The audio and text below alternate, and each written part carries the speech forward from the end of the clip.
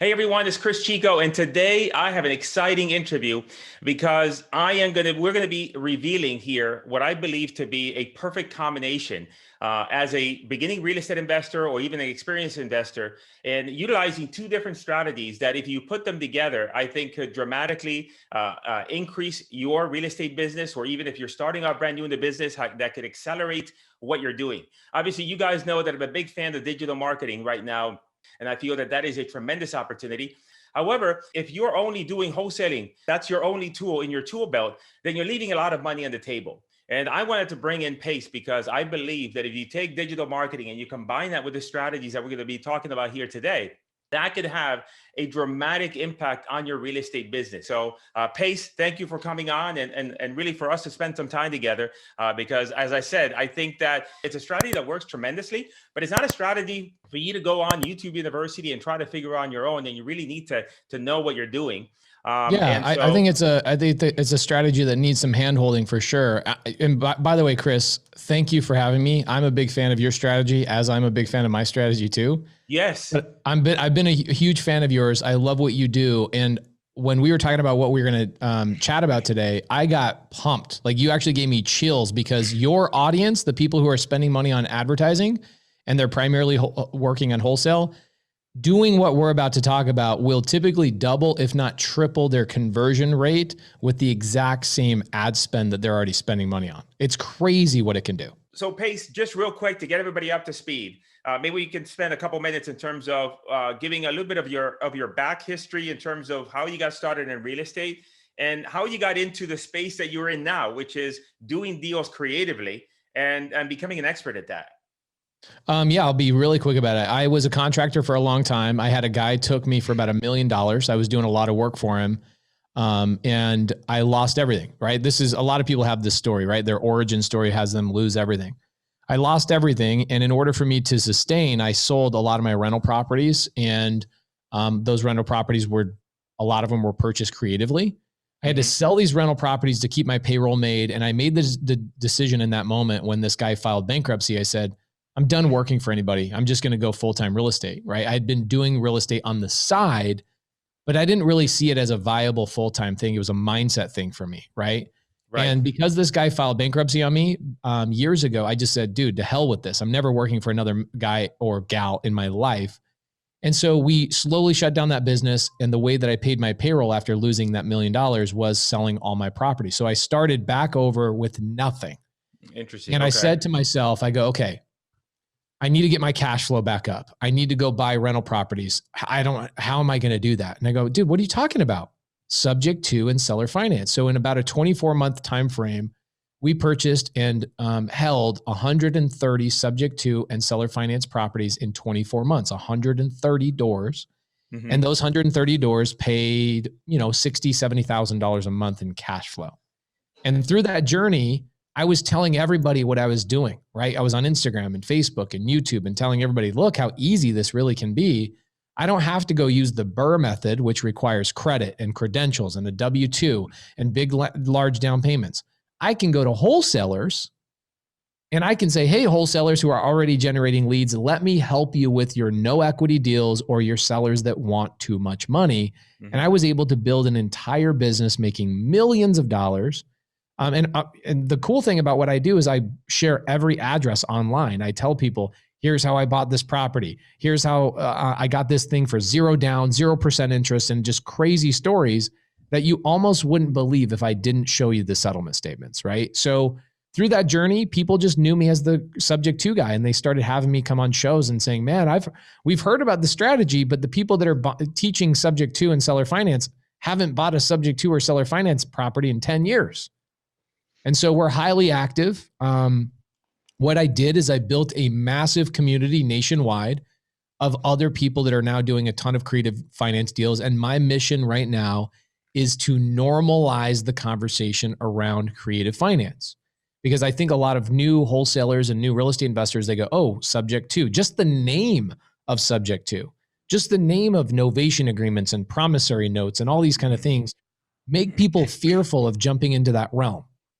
And so what I've done is I've built a community of people that essentially I teach people to go to all the wholesalers in the nation and say, hey, wholesalers, How do we double and triple your conversion by me holding your hand through the process of converting these other sellers to creative finance opportunities? So subject to seller finance, novation agreements, and a handful of other strategies is something that I teach.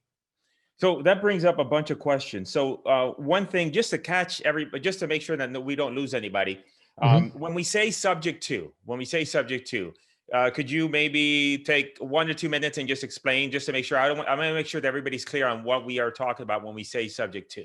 Yes, absolutely. So subject to means that I'm going to go, actually the house I'm in right now, this house, every house I've bought for the last 7 years has been on subject to or seller finance. Okay. So guys, it's primarily a strategy to acquire properties and hold those properties without having to go get a loan, right? So let's say that I'm an investor and I go, man, I want to buy rental real estate or even a house to live in.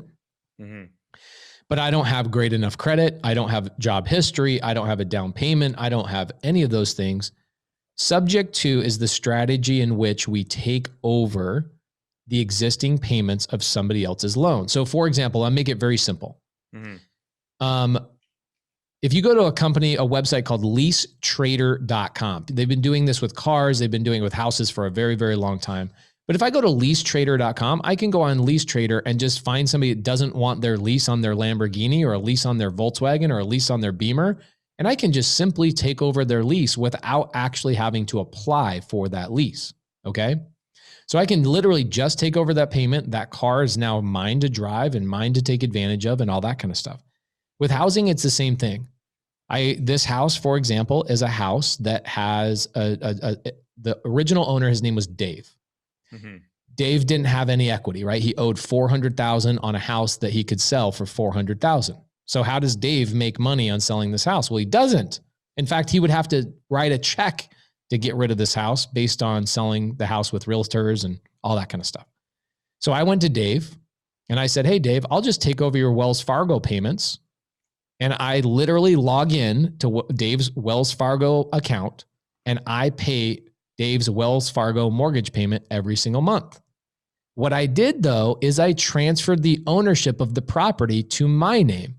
So subject to means I own the property that somebody else's name is on the mortgage, right? It's very similar to if I go buy a car. Chris, have you ever bought a car where you got a cosigner? Or have you ever co-signed for somebody? I've had co-signed for someone, yeah. Okay, cool. So it's very similar to that. Essentially, you go to get a car loan and the car dealership says, hey, I'm sorry, you don't have enough history or you don't have enough whatever. So we're going to need you to go get your dad or your mom or your whatever to co-sign for you to get this car. Now, Chris, if you co-sign for somebody else's car, does that make you the owner of that car? Technically, no. No, you just signed for the debt, right? Right. Who's the owner is the person who's driving the vehicle, right? And so it's the same thing in a house. Just because Dave's name is on the debt doesn't mean Dave's the owner anymore. Pace is the owner because I bought the house subject to. So what's the advantage of doing this? Well, the advantage is I can go buy as many houses as I want with very little money out of my pocket, if anything. And I can turn around and take this is a house that has a $1,900 payment. And if I put this on the rental market, I'd make about $3,300 a month in income. After paying expenses, I'd net about $1,000 a month on this house, a house I didn't use my credit, a house I didn't have any credentials for, so W-2 income or tax returns or, here's my bank statements. None of that is used when you buy a house subject to, none of it. So that's it. You're taking over somebody's existing debt, and essentially the seller who sold the house to you is co-signing for that house for you, so you don't have to actually go use your own credit to buy that property. So one of the things when people talk about the strategy, and one of the things that, and I'm sure you've heard this before, that everybody always brings up is the due on sale clause. Oh, the boogeyman, the due on sale clause. As a kind of as an obstacle, or as somebody saying, hey, that doesn't work because of that. I see it all the time. I see it in my Instagram comments. I see it all the time. It's probably top 5 concerns with the strategy. So I've had the due on sale clause called on me multiple times. I think when people say, oh, due on sale clause doesn't exist, that means they haven't been doing subject to long enough. It's going to happen. Right. And nothing you can do will stop it. I get people that go, oh, well, buy it in a land trust and do this. I've done all of the strategies and you still due on sale clause called on you 1 out of maybe 500 houses. Okay. That's kind of the number. What the due on sale clause is let's say that I take over Dave's house, right? So Dave has a Wells Fargo loan on this property. I decide I'm going to go open escrow. I'm going to transfer the deed from Dave's name to Pace's name, but the debt is going to stay in Dave's name. If the bank that Dave's name is on, Wells Fargo, if they see the deed has been transferred, but they didn't get their debt paid off, they have the ability to call the due on sale clause or the acceleration clause where they go, hey, Dave sold the house to Pace, but we want our money. Never got paid. Yeah. Right. First and foremost, I'm going to be very blatant and honest here, right? No smoke and mirrors.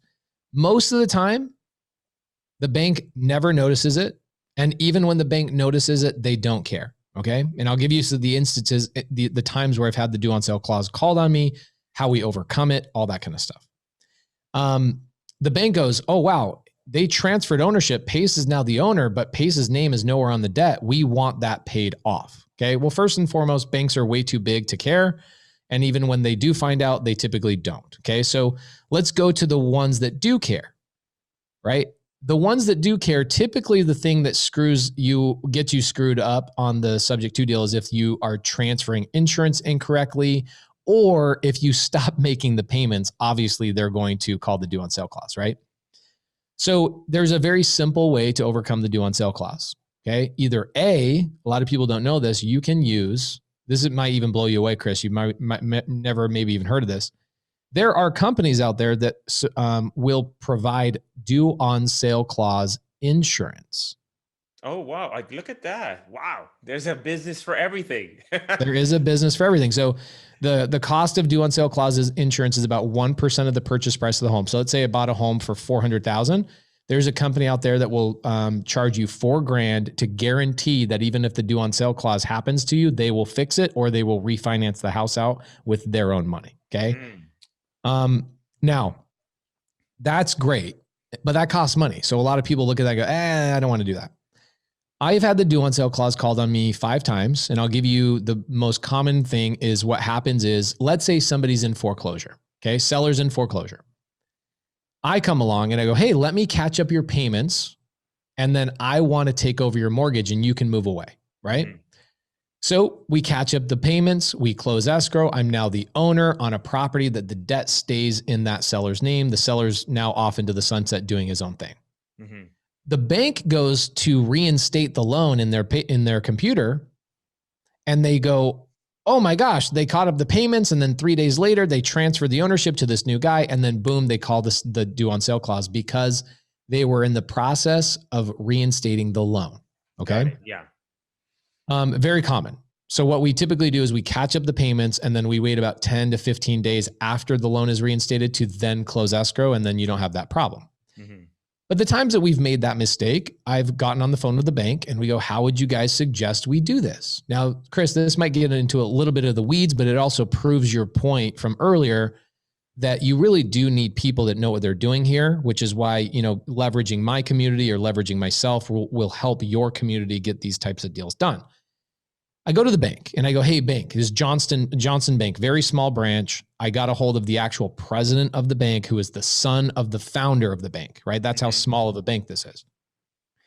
And I said, hey, you guys just sent us a letter saying you're calling the note due or calling you're telling me that I owe you the money because we transferred the ownership and that you're going to foreclose on us if we don't pay you. I just caught up this guy's payments. What do you suggest I do? I don't want to lose this money. And the bank says, why don't you, this is where it gets a little hairy, but I'll give you exactly what we did. The bank tells us, why don't you deed the property back to the owner? It'll stop the due on sale clause. And then why don't you just buy it on an agreement for sale? Okay. Agreement for sale is something not a lot of people have never heard of. It's also called a land contract, a contract for deed. Right. There's multiple names for it. And ultimately it's called an executory contract. And guys, I'm purposely not slowing down for you on this one because I want you to know there's a lot of terms that are challenging for a typical wholesaler to even understand this. Okay. So he says, why don't you just buy it back on an executory contract? So you're still the owner, but you don't transfer the deed. Therefore, you're not violating our policy. And I go, amazing. So we deed the property back to the owner. We then write a contract called an agreement for sale in Arizona. And then I take that agreement for sale and I file it against the property at the county recorder's office. So for all intents and purposes, I am the owner. I just don't show a transfer of the deed. Got it. And that's how you get around the due on sale clause for anybody that is afraid of it. I've had the due on sale clause called on me 5 times. And all 5 times we've done something similar where we just rearrange the paperwork and we solve the problem. But just for reference, that's 5 times out of how many transactions? We've done, so I've done about 500 sub twos. We own about 137 ourselves. That's 500 myself, but I've done in my transaction coordination business, which we own, constantclose.com. At Constant Close, we've done probably 5,000 subject to transactions. I'm taking a guess. It's probably between 4,000 and 5,000. And me personally, I've had the due on sale clause called on me twice. The other 3 times we've had the due on sale clause called on us was with our clients at constantclose.com. Got it. No, that makes sense. And so in other words, if you do things right, now, obviously, if you're not making payments, that's going to throw alarms off everywhere, right? So you got to be making the payments priority. And then I guess as with any strategy, there's always things that can go wrong, but it's not as bad. It's not the big boogie monster that everybody thinks it is. Would you say that that's an accurate representation? Yeah, 100%. It's people think that they've got to go through all this weird structuring and do all these things. It's very simple. You take a subject to transaction is so stinking simple. Here's how simple it is. I get a contract with the seller. It's a purchase contract that says, hey, I'm taking over your mortgage. I take that contract. I go down to a title company or a closing attorney, just like you would on a wholesale transaction or any other transaction. I always go through a title company. Okay. So I go down and the title company, what's their job? Their job is to simply transfer the deed from the seller's name into my name, which is exactly what they're doing in a cash transaction. Right. The only difference is they're simply not doing a payoff of the underlying debt. That's it. There's actually less work involved on a subject to transaction than there is on a cash transaction. Are they still doing a title search just to make sure that it's clear? Okay, so they're still. Yeah, we'll do it. We do a title search. We make sure there's no liens, encumbrances. Then I close escrow. And Cris, I always get a title policy to ensure that the transaction has no liens, encumbrances, and if anything ever pops up. Yeah, 100%. So let me ask you, the other question that I have is, so another potential obstacle, say in the mind of a wholesaler who's interested in doing the strategy might be, why would that it must be hard or difficult to convince someone on the other side of the fence to just deed the house over and then still retain the mortgage in their name. Like that feels like, explaining that to a seller who's used to thinking, oh, I'm going to sell the house. I'm going to pay off everything. On a scale from 1 to 10, I think most investors believe that's a 10 in terms of the obstacle and explaining it and convincing the seller and everything else. What's the reality of that? I think it is way easier. I don't think, I know. I believe it's way easier to convert a creative finance subject to or seller finance transaction than it is a cash transaction. I'll tell you one reason why. The number one reason why is because the average wholesale transaction, let's be real, I've got to buy that at 50 to 60 cents, 65 cents on the dollar, right? Right. Maybe 75 cents on the dollar, depending on the renovation, right? Maybe. I can pay 90 cents on the dollar with creative finance, and I can also pay the seller a little bit of cash flow if I choose to do so. The main thing the seller cares about in that transaction is getting the most amount of money that they possibly can. Okay. So that's first and foremost. It actually, when you learn creative finance, it becomes actually for people for the first couple of months, once they figure it out, it becomes a crutch that you have to readjust where you go, okay, hold on. I can't just convert everybody subject to, because I do need some cash transactions coming through my business as well. Right. That is actually how easy subject to becomes, is that it becomes the easiest way to convert a seller because you're paying 20% more than the average wholesaler. Okay. Then here's the other part to that. Every seller that is in a painful situation that doesn't have any equity, or, maybe they have some equity, but it's not enough or whatever it is, nobody else can solve that problem. Right. And when I go into these situations, a lot of times that seller has already spoken to 3, 5, 15 wholesalers who offered, let's say it's a $200,000 house. Those wholesalers are offering 120 to 150 max. I come in there and I can say, yeah, I'll take over your payments at 180. They go, wait, here's what's funny. The paradigm goes from that sounds hard to when you hear a seller say these magic words, you realize how easy this really is. The sellers say, this sounds too good to be true. Oh, interesting. Okay. Right. So it's the opposite. You think it's hard as a wholesaler, but it's the opposite on the seller side. Yeah, I've been a wholesaler for a long time. I used to be a Homevestor franchise owner for 2.5 years. We did $20,000 a month in direct mail. I've done a ton. And the TV show that we're doing coming up is all about fixing and flipping. So I'm pretty well rounded in my real estate investing. I'm not just creative finance. I love creative finance, which is why I talk about it more than anything else. It's how I've built my real wealth. But I've been a wholesaler, and we still wholesale probably $150,000 a month in assignment fees every month. But those conversions are way harder than a subject to or seller finance conversion all day long. Got it. Now, with the subject to strategy, like say wholesaling is able to generate large amounts of cash. Mm-hmm. With the subject to strategy, is that more of a acquisition strategy of rentals? Not so. In other words, it's one where you're using and correct me if I'm wrong, you're using the wholesaling in order to generate cash, and you're using this strategy in order to create to hold assets. Is that accurate or not? It's accurate only for me, right? So let's take a very beginning strategy. Somebody's beginning in this business. What I teach my students to do is I teach them to wholesale subject to, wholesale seller finance, and wholesale lease options while they're gaining traction in their business. But for me, if a subject to comes across my table, which we buy probably about 6 to 8 a month, I don't wholesale those. I acquire those. I close on those and I turn those into cash flowing, wealth building, amazing things. So for me, it's not creative finance is no longer a cash cow. For me, creative finance is now a wealth building tool, right? But when you're first starting, you can wholesale. So like, let's say your clients that are going through and generating leads, they can wholesale their sub to and seller finance contracts to people like myself to generate just as much cash, if not more, right? It is crazy what I just paid really, really big name in town, a guy named Cody Sperber. A lot of people know Cody Sperber. Yeah, he's been around a long time. I just paid $29,000 in an assignment fee to his team on a creative finance deal. And the highest offer they got from a cash buyer was like a $5,000 or $7,000 assignment fee. So I would say when you're first starting out, creative financing is a way easier way to wholesale because you can pay way more money and you can structure things to benefit the seller actually more than you can in a cash transaction. There's only 3 reasons why a seller would not sell to you creatively, and we could touch base on that a little bit later. But to answer your question again, when you're starting out, creative finance is just as much as a cash business as wholesale. But as you scale and you want to build real wealth and own properties, then creative finance becomes the fastest wealth building tool. And you no longer assigning those and making cash, you're holding those and building cash flow.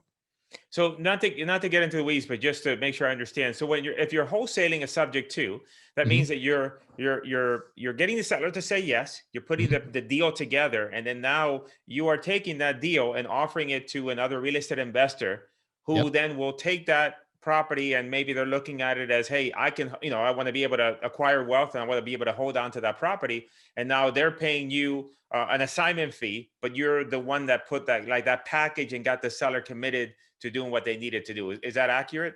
Right. So the line that we use with the seller, right? So let's say I'm getting the seller in a subject to transaction, right?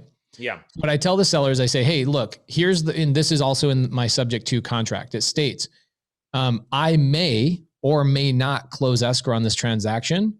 If I am buying too many properties, I will find either a partner to come in with me, or I might find another investor who will come in and fulfill the obligation of giving you the numbers that I promised you. So from the very beginning, I'm introducing potential outlets for this deal. So then what I do is at escrow, once the buyer comes in and brings in their EMD, I then introduce, especially on a seller finance transaction, because where seller finance is different than subject to, is the seller owes nothing on the mortgage. There is no mortgage. So the seller becomes the bank, and the buyer who I assigned it to has to make those payments to that seller. So it is a requirement that they know who each other are. Right. So I introduced them through escrow because I set the foundation in the very first couple of conversations of, hey, I buy X amount of properties a week. If I find that I'm buying too many houses, I might find somebody to come in and fulfill this obligation for me. And if I do, I will introduce you to that person so you guys can work directly together. Got it. So you would do that. You would wholesale in that scenario. Could you also wholesale as well a deal that you're doing subject to? Because that's if you're doing seller financing, makes sense. You're wholesaling that. But are you also able to wholesale a subject to where you are taking? It's the same thing. Yes. Same exact thing. Now, so here's what's interesting is I have about 200 students. I have 2,000 students nationwide, but about 200 of them, the only thing that they do is wholesale subject to. Got it. Hey, that's all they do. And I've got like a student, Reese Pennington and Don Richard and Oscar and Doug Lonza and all these students, they've turned off all their marketing 100%. They only focus on going to other people that are spending money on marketing and saying, let me amplify your ability to convert. And I will go find a buyer and you and I will JV on this deal, right? Got it. So they lock up the seller and let's say one of your clients runs into a seller that wants $200,000 for a $200,000 house, right? How many times do we run into that? All the time. Mm-hmm. So my student would come in, they would latch onto that lead, communicate with your client and say, hey, I got this seller under contract. Let me go find a buyer. Once I find the buyer, I'll come back to you, let you know, hey, this is what's going on. They'll work out a JV agreement, all that stuff to keep everything above board. And my student will go find a buyer that's a buy and hold investor. Or this is kind of a cool thing. You can assign a subject to Jane and Mary Smith, or John and Jane Smith, who are going to live in the property. Right? Got it. Yeah. Think about all the people through COVID that lost their jobs, or maybe lending guidelines are going to continue to tighten in terms of making it harder and harder to get a loan. All the people who can't qualify for a loan right now for whatever reason, I can assign a subject to deal to them all day long. They don't need to qualify. They just need to have a down payment that they pay me, and that down payment is my assignment fee. Is your assignment fee. Okay, that makes sense. Yeah. Now, we talked, one of the questions that I wrote down before we got on the call, you mentioned at the very beginning, because everybody talks about the burst strategy. And they talk about it as if if it came down from the heavens. I think it's trash, personally. Right. So that wouldn't know, because they talk about it like it's the like God's gift, next thing since sliced bread. What makes the burst? What makes a subject to so much better than the burst strategy? Oh, let's count the ways. I could go on probably 30 reasons why. First reason why is I don't need to get a loan to do a subject to. Got it. Yeah. I don't need a loan. Let me ask the audience a question. Why would I get a loan in my name just to pay off somebody else's loan? The only people that make money in that transaction are lenders. Are the banks. So why would I get a loan to pay off another loan? It's dumb. So why not just go and take over somebody's existing mortgage? So no loan, which then goes into reason number 2. I don't need to have credit. It's so funny. People ask me like, hey, what's your credit score? I go, I don't know. I haven't looked in 3 years. Right. I don't need to know. I just bought my own personal residence. We just bought a $3 million home. I bought a $3 million home on creative finance. I didn't even use my own credit one time, right? I don't use my own credit. That's 2. I don't have to have a W-2 income. 3. I don't even have to show tax returns. 4. I don't have to do a proof of funds. 5. The interest rate on a BRRRR strategy, check this out, Cris. I don't know if you know this, if you're not in the BRRRR world. I do the BRRRR strategy, but here's the equation for me. I do one BRRRR strategy home, the amount of cash, time, anguish, pain that it takes for me to go through one BRRRR, I can buy 10 subject to or seller finance deals for the same amount of money, the same amount of time, et cetera. The throughput is 10x, okay? So what happens is people go and they run out of money on the BRRRR strategy. They go, I guess I'm just going to do one BRRRR a year. I could do one subject to a week. and not use any of my own money, which is great. Got it, So, now with that model, the best part about it is this: the government just came down. I'm going to pull this up, and if you don't mind, if you give me the ability to screen share, I'll show you this. This is really, really cool. The government just came down, and without letting any of the lenders know, the government just came in and added a 2%. And I'll share this with you. It's very cool. I'm pulling it up. Sorry about this. So this is my buddy, Brian Gething, top 1% lenders in the nation. Brian Gething, look him up. He's amazing. In this mortgage report, it talks about how they're adding a 2% fee to any secondary home or rental property, or a 2% higher interest rate. And so his response, I go, man, is this what I think it is? He says, yep, another major announcement from Fannie Mae, basically 0 heads up to lenders. So rates were adjusted almost immediately. So yes, rates on second home, so that's every BRRRR strategy has to go through this, have gone up 2% pricing, not rate, even if the whatever. So I said, great news for me, honestly, as you know, but I buy most everything seller finance or sub to the existing mortgage. He says, yes, more the reason to do seller finance and less of a reason to use us. That's another major thing. The government's going to continually to charge more and more money for these loans and these processing fees and all that kind of stuff. So why would I go down that road? Now, here's another major reason why. The average person that goes and gets a BRRRR loan, right? So they're getting a hard money loan. We all know the BRRRR strategy. We hear it all the time on Bigger Pockets. So I buy the home. How am I buying it? Hard money with interest only. Right. That sounds fun. Then I go through and I renovate the property. I rent it out. I have to go through 6 months of rental stabilization, making sure that my tenant pays on time every single month. Then I go and get a refinance, and my average interest rate right now for a BRRRR loan is 5.5%. Yeah. My average loan, check this out. Actually, I'll show you this one. This one's kind of cool. Look at this loan that I just got. What's my loan rate? 0. How could that be? Seller finance. The seller sold it to me on seller finance. My payment to them is $375. My rental rate is $1,650. I make $1,000 a month net on that deal that I didn't have to. So my average loan on seller finance, so if a seller sells their house to me on seller finance, my average loan is under 2%. I get some at 0, some at 3, whatever.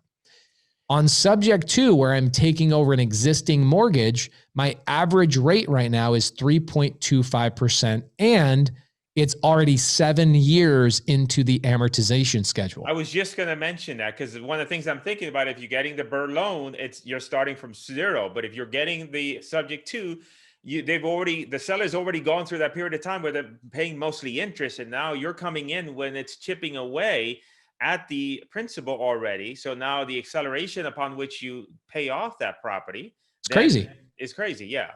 It's crazy. And so I look at the people who are doing BRRRR, and they come to me and go, hey man, I'm out of money.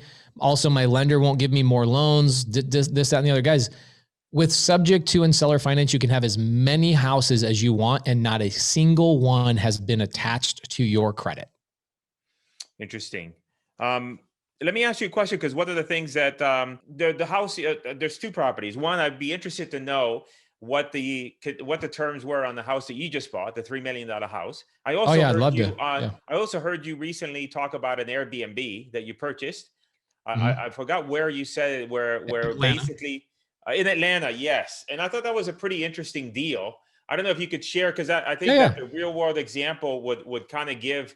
Let's do it. Yeah, the Atlanta one I think is interesting. The other one for me is that the $3 million house is because I'm looking to buy a house in a around that, a little bit less than that price point, but still I'm curious to know how that your personal residence, how you structured that for your own house versus if you were to go out and buy it, just outright. Yeah, happy to do it. Happy to do it. Let's pull this up just real quick. Refresh this. So this is the property. You guys can see the address right here. For some reason, my screen doesn't want me to zoom in. I got to like reload my iPad or whatever, but the address is 75 Maddox Drive, Northeast Atlanta, Georgia. I bought it 12/15/20, so about 4 months ago. I bought the property for $1 million. The 1 point whatever, $25,000. The seller gave me, let's pull up notability on this one real quick. Get out of here. So the seller gave me on that house, purchase price was $1 million. Mm-hmm. Oops. Seller gave me 2% interest. Okay. My payment is $3,899 per month. And I converted that to an Airbnb that brings in an average of $18,700 per month. And after I pay my management fee, I pay all the miscellaneous expenses, I net out about $10,000 a month on that one property. Now, was that a subject to, or did the owner finance for you? This is owner finance right here. Okay. Okay. So in that instance, the owner was not able to sell it on the open market? She couldn't get the number she wanted. Got it. So she was stuck on her number. So you didn't want to let it go for less, and then you were able to have her do that. Right. And how many sellers do we run into that are stuck on a number? Right. They're belligerent about their number. Well, and most of them. Most of them.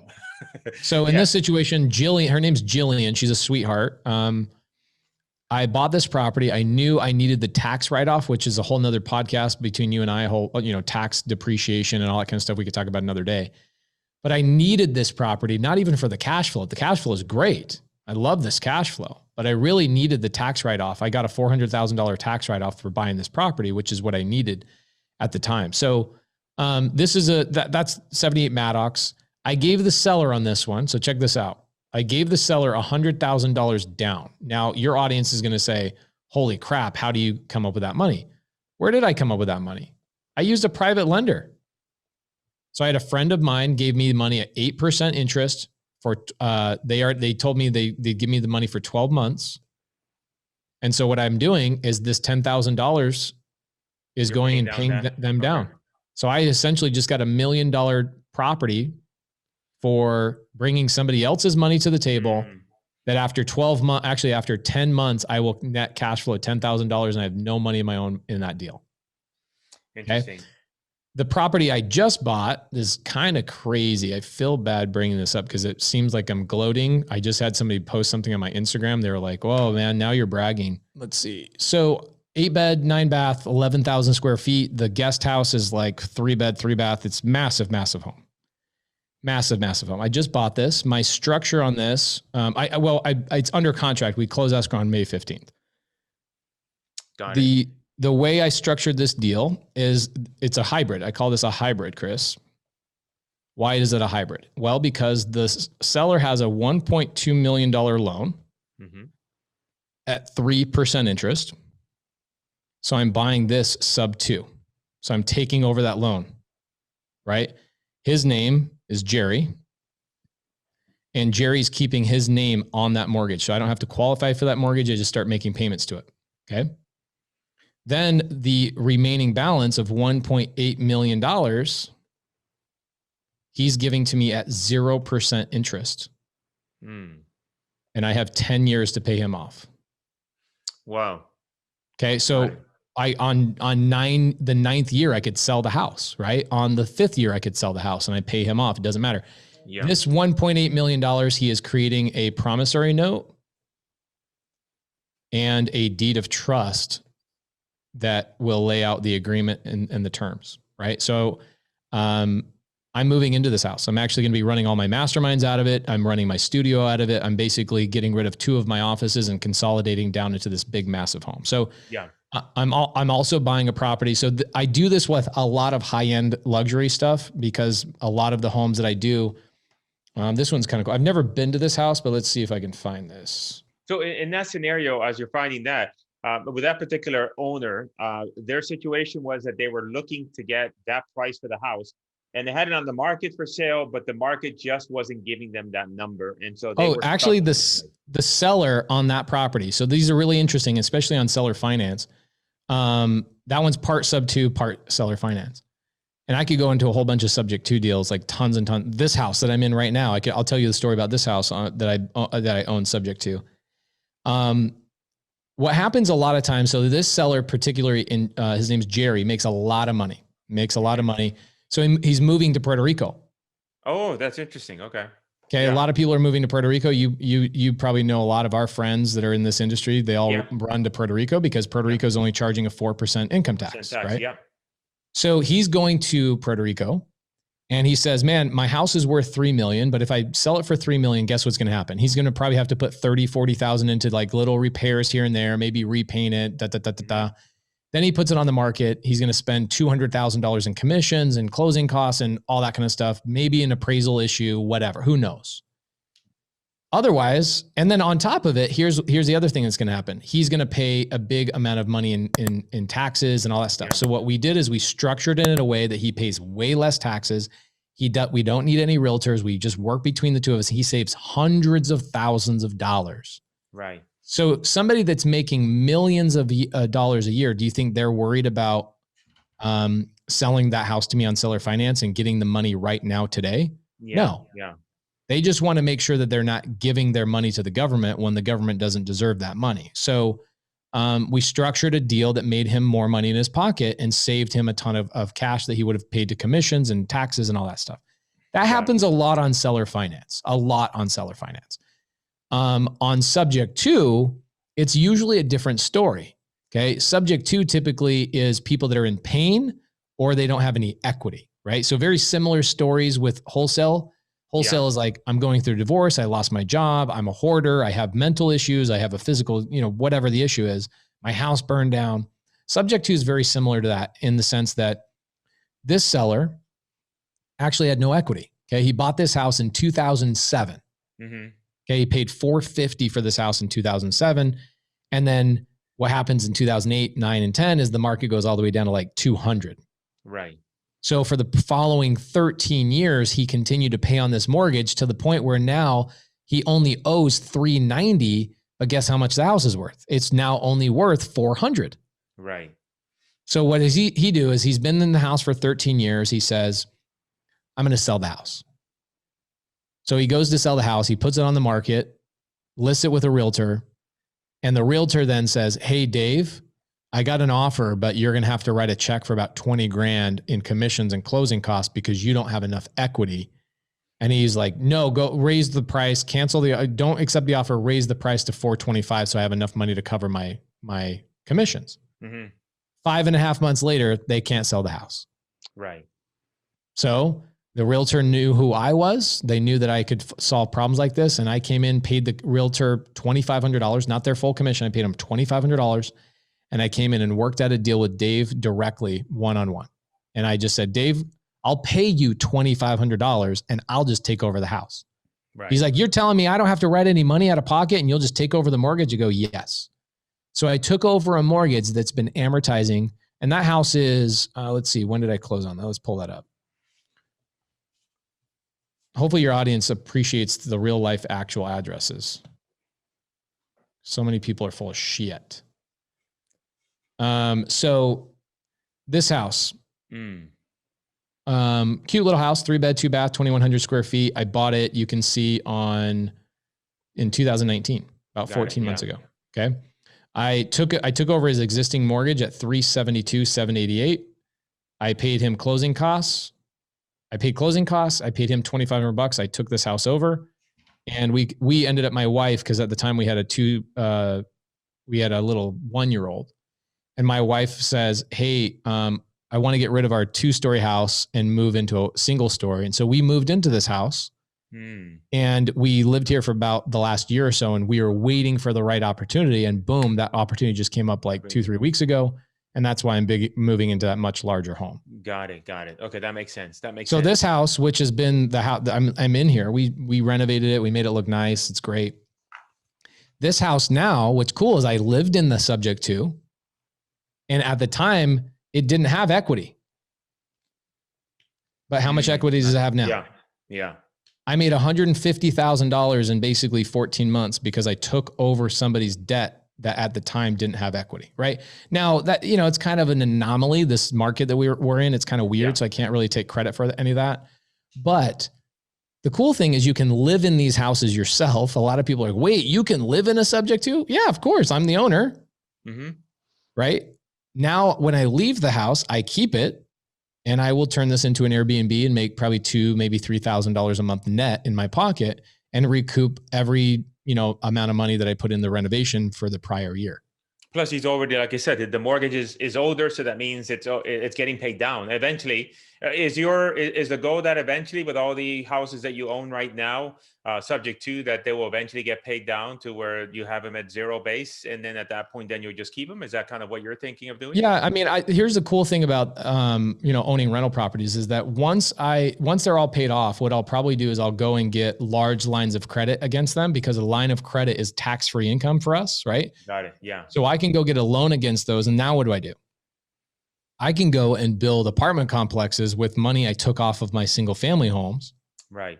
And now my single family homes still have renters and Airbnb guests and all that kind of stuff, still paying down those new lines of credit that I just pulled off those houses. How easy is it for somebody that is new to get into that? Because, it's easy to understand the wholesaling, simple, buy low, sell high, Mhm. but now when you start talking about these things, you start to think, wow, that's really complicated. The pace must be like a Leonardo da Vinci when it comes to all this stuff. And it's going to take a long time for somebody to really understand.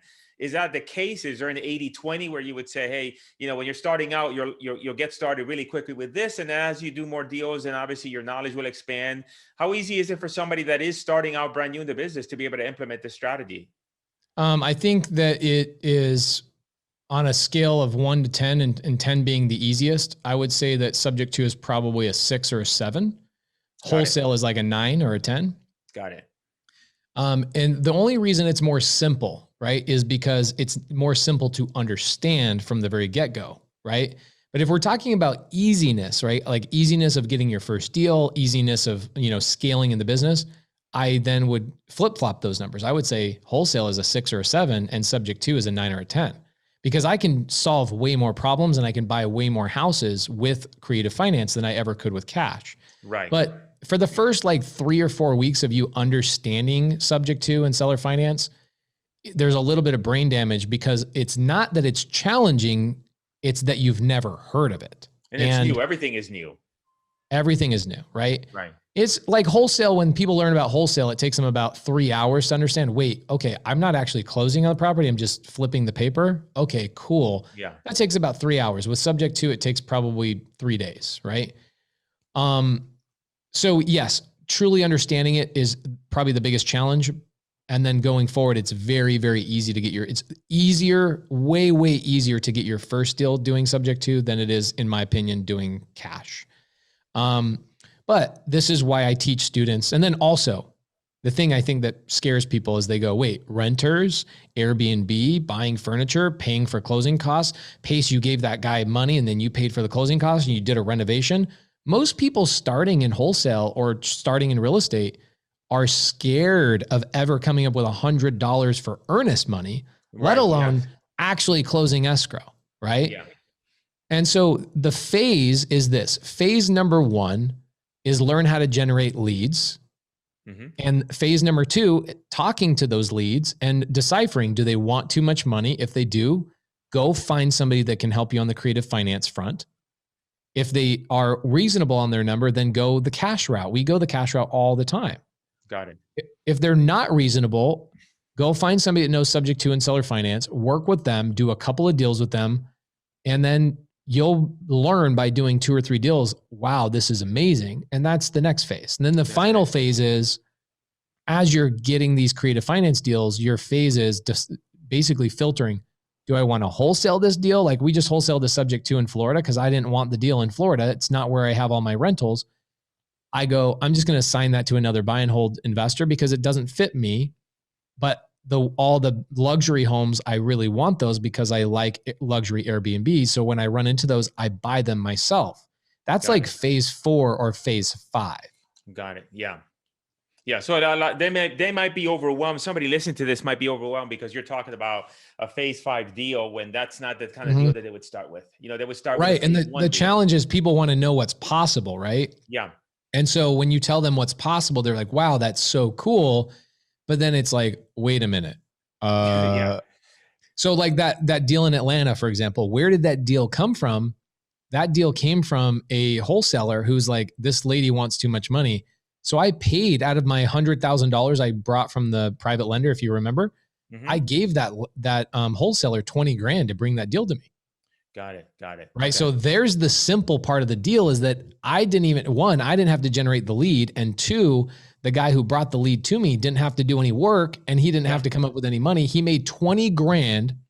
Jillian, the seller, all the cash offers she was getting on that $1 million price she was looking for, the cash offers she was getting were like 600 grand, 700 grand.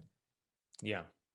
So she was fed up when I came in and said, yeah, give me 2% interest. Let me turn into an Airbnb. I'll take the property over.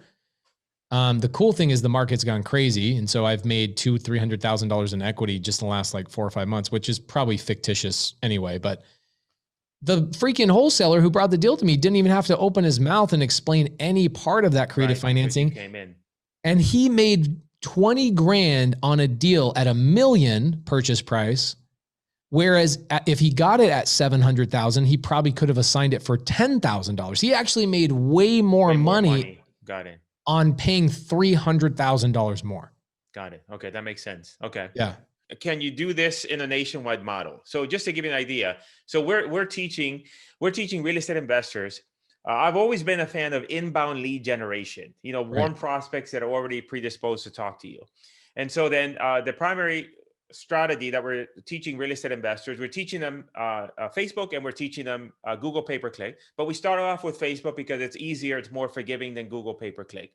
Right. And what's happened is that in the past we used to target by zip code, but that went away with Facebook. And then we have learned that when you target wider on Facebook, that's where you get the lowest cost per lead, but you still get quality prospects. So for example, for me, I live near Fort Lauderdale. If I targeted Fort Lauderdale and I wanted, stuff in Broward County, I'd be paying $50-$60 a lead. However, I can target the entire state of Florida. And now what's going to happen is I'm going to get leads still in my local area, but I'm going to get leads on the other major metro areas. And I'm going to get leads in little pockets that I didn't even realize. Like I just interviewed for one of my students on my YouTube channel. He did his first deal in a town of 2,000 people. He didn't even know that town existed until the deal came in. And he's like, but he was able to find a buyer. And so however, when we do that, now the lead cost decreases. So now we go from spending $60 a lead to spending $15 a lead, 1.5. And then we have other students that are doing this nationwide, where nationwide meaning they take the top 20 populous states and then they're running campaigns and they're paying $6-7 a lead. So all of a sudden now they have all these opportunities. However, we're only, we're teaching primary strategy as wholesaling. But as you know, and obviously there's so many of those leads that are not just cash deals. There are, that they owe too much money or whatever the circumstances are. So the one question around that is that is it a strategy that someone could utilize nationwide, right? Because every state has its different nuances of doing deals, different agreements, different ways of doing things. So that was one of the questions that I had, is that for my students that are just generating leads nationwide, can they still use this strategy? And are there any bumps that they need to be aware of in order to use a strategy like this? So this is one of the biggest challenges with creative financing is the paperwork, right? So what I did to handle that is we created a company called ConstantClose.com that we will do all the paperwork in all 50 states. We know all the title companies. We know all the closing attorneys. We know everybody that will close the transactions. And we know every nuance of individual states, whether it's called an agreement for sale or a land contract or whether this works here and all that kind of stuff. I tell people, don't ever worry about the paperwork. Let us worry about the paperwork. Got it. Okay. Got it. So that makes sense. Yeah. Because that was one of my areas of concern. Yeah, because again, they're generating leads nationwide and they don't know the intricacies in terms of the paperwork. So that's the paperwork's easy. I think the biggest challenge is explaining creative finance to the seller. And what I would suggest is find one of my students. We have a lot of students. Find one of my students. They are trained to do nothing more in the very beginning than to go and add value to wholesalers who have leads that they can't do anything with. Got it. Is the seller financing, is that a belly to belly? Most, like, in other words, yeah, because that's one of the things. If we're generating leads nationwide, everybody's virtual. And so in other words, is it feasible to say that, hey, that's a conversation and an agreement that you can get from a seller, even if you're never going to meet with them face to face? Yeah. I was going to pull up a property in Dallas that I just closed escrow on. I never even spoke to the seller. Right. Right. So wholesaler, doing direct mail, gets a lead. Got it. Seller wants too much money. Right. Or I'm sorry, seller didn't have enough equity. It was a $500,000 home on a golf course, and he just refinanced, goes through a divorce. So he has no money in the property. Basically he owes full retail on the deal, goes through a divorce. Now he can't afford the house.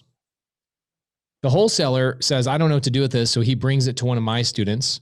My student converts the seller into a subject to transaction and then brings the deal to me. And I pay a $20,000 assignment fee on the deal at full retail. Right. So the wholesaler makes 10 grand. My student makes 10 grand. I own the property. I've never spoken to the seller. I've never closed escrow on closed escrow. I've never been to the house, and now it's a cash flowing Airbnb. So 100% you can do this virtually. Now, my student who closed the seller doesn't live in Texas. Yeah. My student lives in Midwest, called the seller on the phone and closed the deal and got the deal done and then assigned it to me. Got it. Okay. That makes sense. Okay. Yeah, 100% if you choose to do so, that you can do this virtually. We've even, like, because of COVID, Cris, you know this, like, COVID happened last year, and during all of that, even our boots on the ground model here locally in Phoenix, we went virtual last year, even in our backyard. Oh, wow. Okay. Interesting. Okay. Yeah, like because also people are predisposed right now to do virtual, so I think that the whole situation, as bad as it is, also we benefited on the virtual side because now people are expecting that. They're almost demanding that. Yeah, 100% with us too. And we are also, when I was doing direct mail, I used to be boots on the ground every single appointment. And I realized that it was just a waste of our time, right? Because there's a portion of the appointments that they no show or something happens. And so we went full virtual, and we realized we're closing just as many deals as we were before. And we work just a lot less. Our acquisition people can work anywhere. So like now we just hired an acquisition person in Washington state. I never would have been able to do that before COVID, because I had this mindset that I have to have boots on the ground here physically. So yeah, everything now is virtual for us.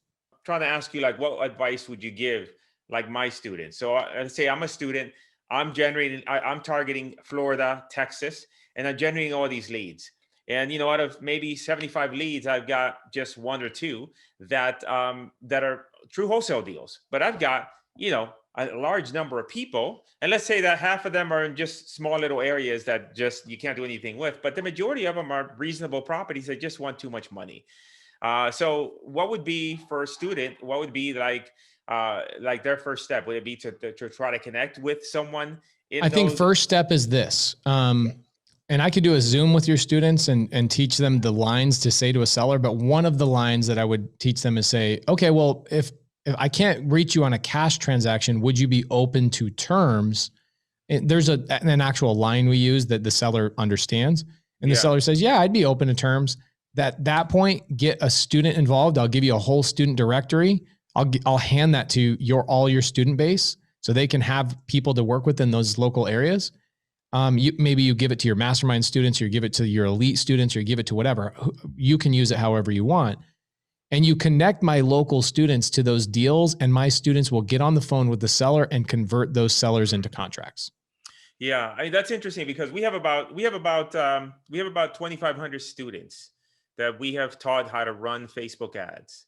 Amazing. And every single day we get people in the group that will post, hey, I've got a deal in this area, and I need help in working it, for whatever the circumstances are. Many times the circumstances are that they just, the seller just wants too much, and they just can't figure out how to do it in a cash deal. But they know how can I bring value to you? Is an easy way for me to interface with your students and just teach them? Or is it better we do a group Zoom with my students and your students? Or is it better to give you a directory of my students to give to your students? What are your thoughts on how I can provide value? I don't know. I had to think about it, but I think that there's definitely a need. I look at it as I'm teaching my students how to run Facebook ads and Google. And I look at it I look at it this way. Like I say this to my students all the time. I'm like, look, everybody out there, regardless of whatever you're doing, everybody should learn how to buy a house that's not the house that they live in. Now, whether or not you want to do that once a year, or whether you want to do that once a month or 10 times a month, that's up to you. But at least you have to learn that. Number two is I believe everybody should get better at talking to sellers on the phone, right? Because at the end of the day, that just makes everything much easier, right? If you can communicate in an effective way. So that's, so that's the second thing. And I'm a big fan that you have to, everybody I think should learn online marketing, because it's not going to go away. It's a skill that then no matter what happens platform wise, if Facebook goes away tomorrow, if you learn the foundation of that, then you can use that in other ways, right? So I think it's a foundational skill nowadays. So anything that I can do to help my students get more success with whatever they're doing, to me, that's a bonus for me, right? And it's not, like I'm not looking to make money from it. I'm just looking to help them, because if I can help them be more successful, then that benefits everybody.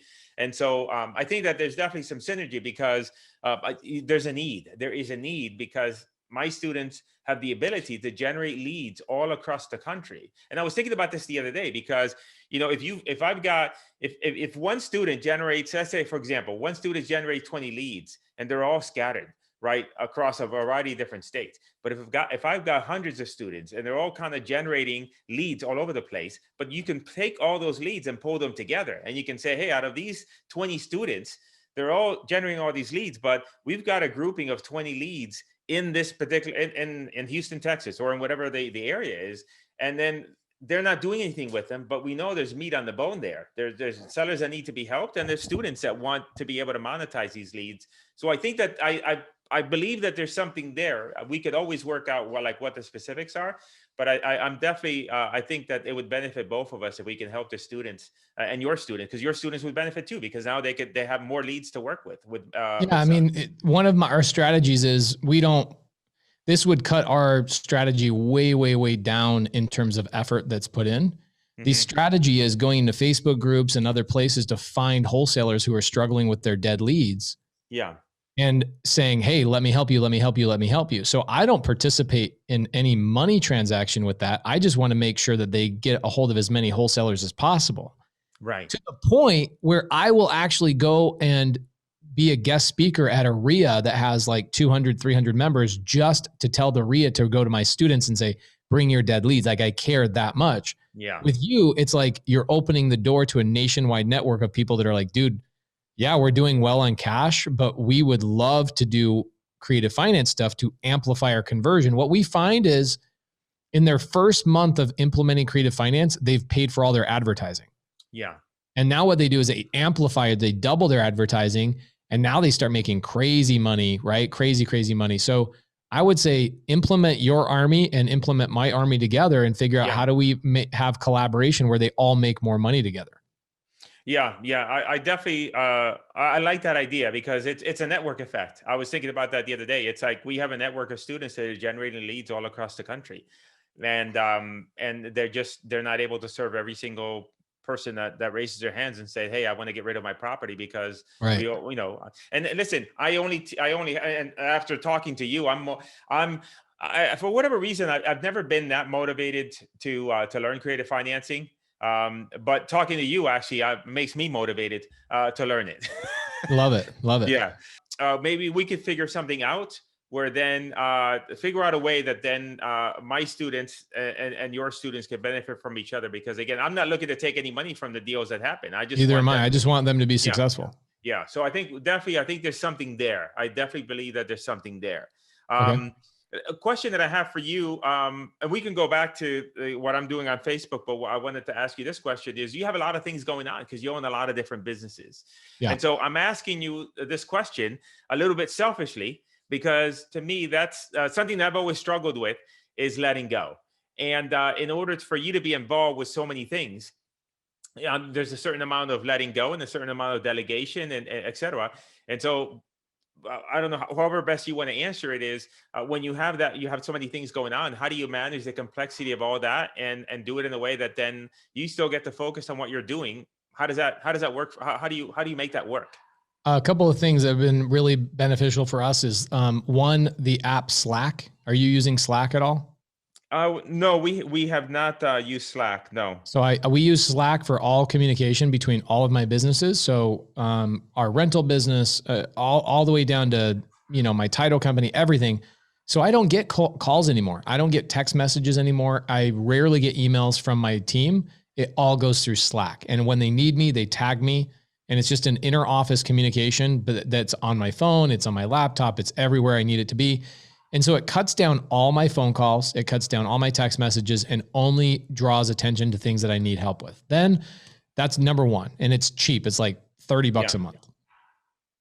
Then what we do is we do a daily huddle every morning for 30 minutes with each company.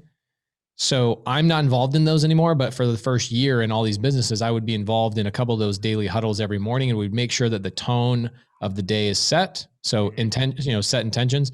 But here's the biggest game changer that we found. We found a fractional HR manager.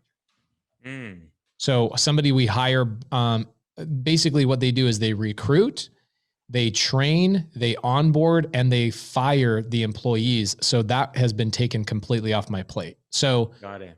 I used to be so stressed out about posting an ad and then finding the right person. My heart is always like trying to help people. So I'd hire people just because I like them. And then the reason why I was having a hard time letting go is because I just kept hiring the wrong people, right? Yeah. I hired people I liked, or people that had a good story or whatever. So my HR manager, her name is Sharon. She only works for us 3 hours a day. And her only job is she has about 7 or 8 people right now that are in her pipeline. And we just hire one person at a time, depending on the company. So we go, Sharon, we need a new escrow officer for our title company. And she goes, great, I'll put that on the list. And she just goes through one at a time, hires people very methodically. And then those people have no interaction with me. Got it. Because what happens is I'm probably not good at letting go. So the best thing to do is never put me involved in the transaction in the first place. And that's the cheat code. Keep yourself from the communication with the employees as you scale. So even like my video editor, this sounds crazy. You've been communicating with Kelly Hanno on my media team, right? Right. Yeah. We have 12 people on my media team. I don't know 11 of them. Got it. I know Kelly. Got it. And so it's not that I don't want to know them. It's the exact opposite. I have a strong desire to know everybody and get involved in their problems and all this kind of stuff that I just have had to learn myself that I don't have a superpower. I actually have a major weakness. So in order to protect myself from myself, I hired a fractional HR manager. Got it. Okay. That makes sense. Yeah. Because that onboarding, interviewing, onboarding, and just the management of that is quite of an obstacle. Well, it's also, the other thing is like, you don't want to fire somebody that's not doing a good job because you are already fearful of having to go through the hiring process all over again. Yeah. And so what'll happen is we rearrange employees trying to fix the problem when the reality is you should just fire them and let the fractional HR manager. So we find that the cost to hire a new employee is about $900 to $1,000. So I just go, man, for you to find them, interview them, receive 100+ applications, interview them a second time, and then, narrow it down, hire them, train them, and fully onboard them for $1,000. Yeah. It's a no-brainer. Got it. And then now, in terms of you and what you do, what would you say are your top 2 or 3 things that you focus on? Like, say, for example, that that is your unique ability, or rather that these are the things that you really try to focus on a daily or weekly basis, and you really try to not be involved in the other parts of your business. What would you say those are? Number one, the vision of where we're going, the branding, the feel of the business, all that kind of stuff. And that's not just for, the influence side or the info space or any of that kind of stuff. It's also for our brands. Like, we own a virtual assistant business, and that has to be branded and all that kind of stuff. But as far as my real estate business goes, for people that are paying attention, my real estate business, I primarily only get involved in transactions that require a high level of creative finance brain power. Like somebody that says, I really want to avoid paying taxes on this transaction, I will jump into those from time to time. Yeah. Then I spend a ton of time, probably 20 hours a month, raising private capital for big projects that we're working on, like RV parks and, new build communities and stuff like that. And then probably my most favorite thing that I spend my time on is finding better relationships. So for example, if I have a CPA, my job in our business is to find and make sure that everybody we have on the seats in the bus are the best at what they do. So then I go to masterminds and I find better CPAs. I go to masterminds, I find better attorneys. I go to masterminds, I find, so it's essentially collecting the highest level people into my business that I possibly can, and making sure that I'm collecting the people. So last thing I'll say, if we need somebody in our business, like we needed a transaction coordinator or we needed this, typically those relationships come from me. I'm out building relationships, right? Because you and I both have the personality that you could go talk to anybody about anything.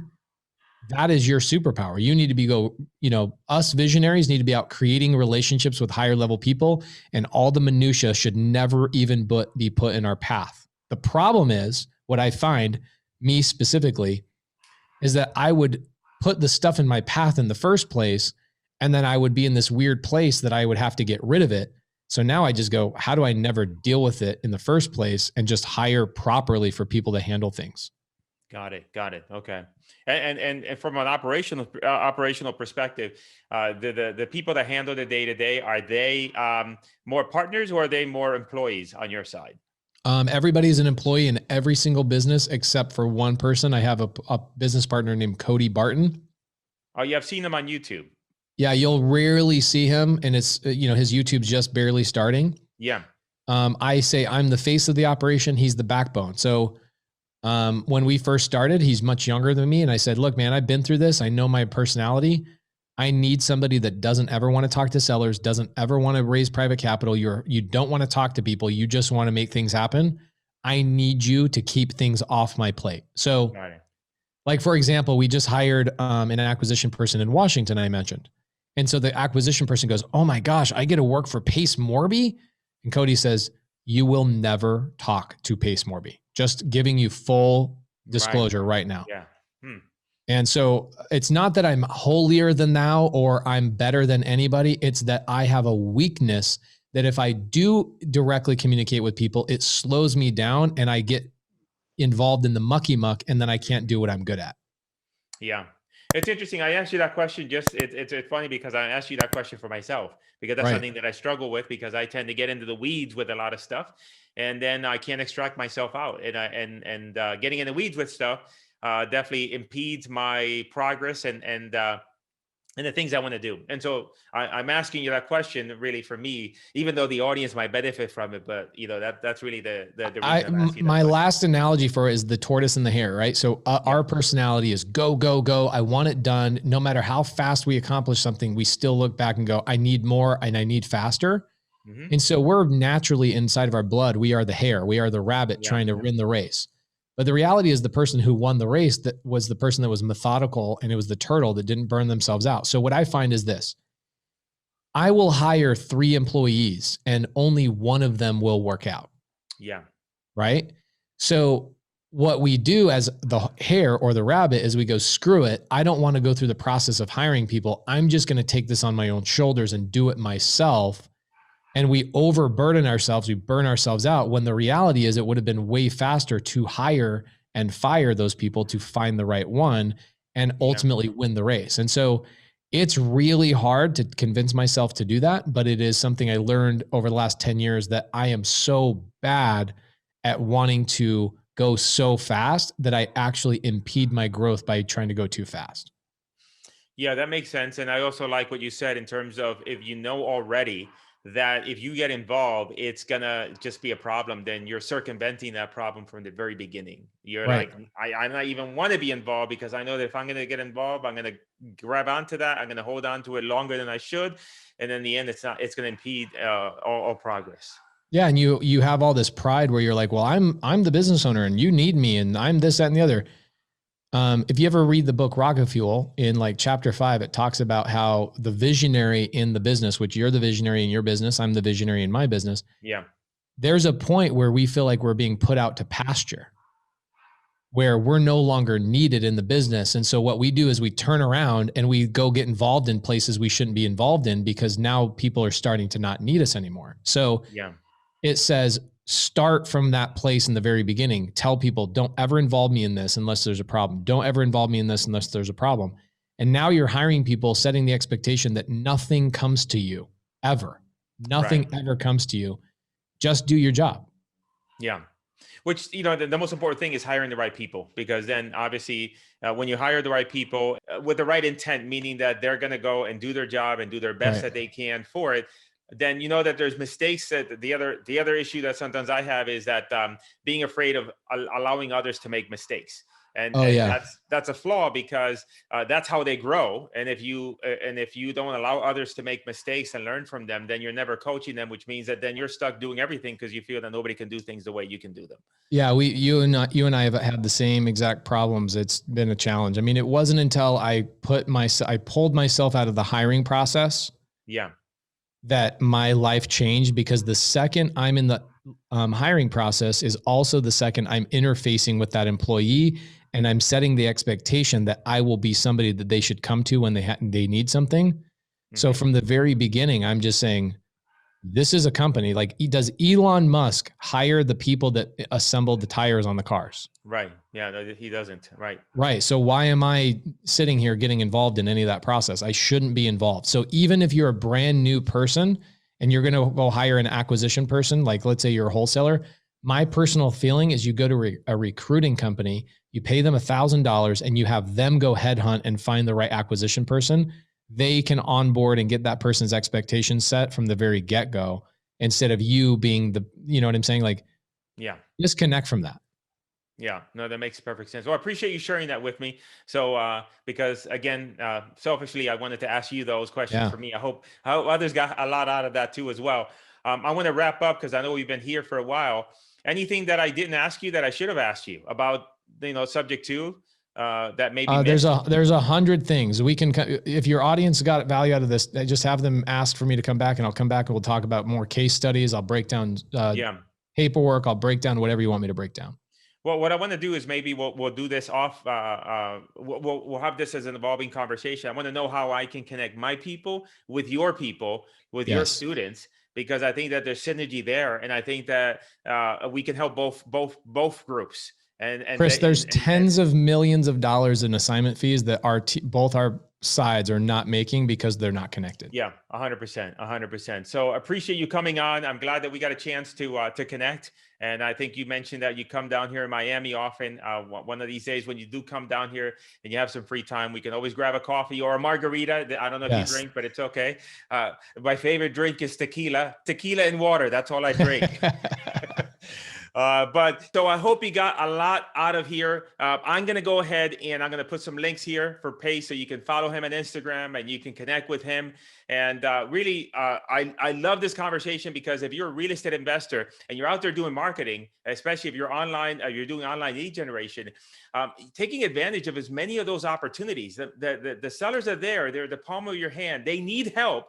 And anything you can do to do more deals from what you're already doing, it's a no-brainer. And so and even for me personally speaking, here with Pace, I'm motivated to learn more about the strategy, because I feel that, hey, it can help me do what are some of the things I want to do myself when it comes to real estate. So give me a thumbs up and make a comment. Let me know that you liked the video. And again, go ahead and I'll put the links in the description for Pace, so you can go ahead and show him some love as well. And I appreciate you coming on here. So thank you, Pace. Thank you, brother. Appreciate you.